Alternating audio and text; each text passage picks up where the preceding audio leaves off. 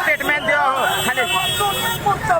Hello RSS agent मुर्दाबाद मुर्दाबाद मुर्दाबाद आरएसएस एजेंट मुर्दाबाद मुर्दाबाद मुर्दाबाद बीजेपी एजेंट मुर्दाबाद मुर्दाबाद मुर्दाबाद बीजेपी एजेंट मुर्दाबाद मुर्दाबाद मुर्दाबाद मूल निवासी जिंदाबाद जिंदाबाद जिंदाबाद मूल निवासी जिंदाबाद जिंदाबाद जिंदाबाद मूल निवासी जिंदाबाद मुर्दाबाद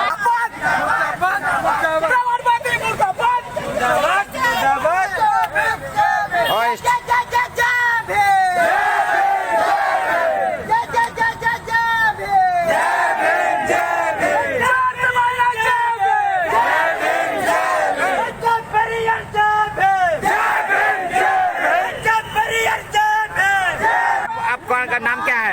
लंकेश रावण। आपका ये जो स्टेटमेंट दिया है रामदेव बाबा साहब और पेरियर साहब के बारे में जो बोला है कि ये जिनको मानने वाले बेचारे आतंकवादी, उसके बारे में क्या कहना चाहते हैं? ये जो सलवार सूट वाला आतंकवादी है, ये जो चंदन घाट का चोर है और जो बीजेपी आरएसएस का एजेंडगिरी करता है, वो पहले अपना औकात में आए, क्योंकि जब उसके ऊपर लाठी पड़ा था वो साला सलवार सूट पहन के भागा था और आज बोल रहा है कि पेरियर साहब को जूता मारता। अबे तेरा औकात क्या है रामदेव बाबा? अबे सलवार सूट वाला तेरा औकात में रहे, नहीं तो बहुजन समाज जब जागेगा ना तो साला भागेगा इंडिया से। चंदन चोर बीजेपी सरकार में तेरा चलता है, नहीं तो नहीं चलेगा। और बहुजन समाज मूल निवासी समाज जगा हुआ है।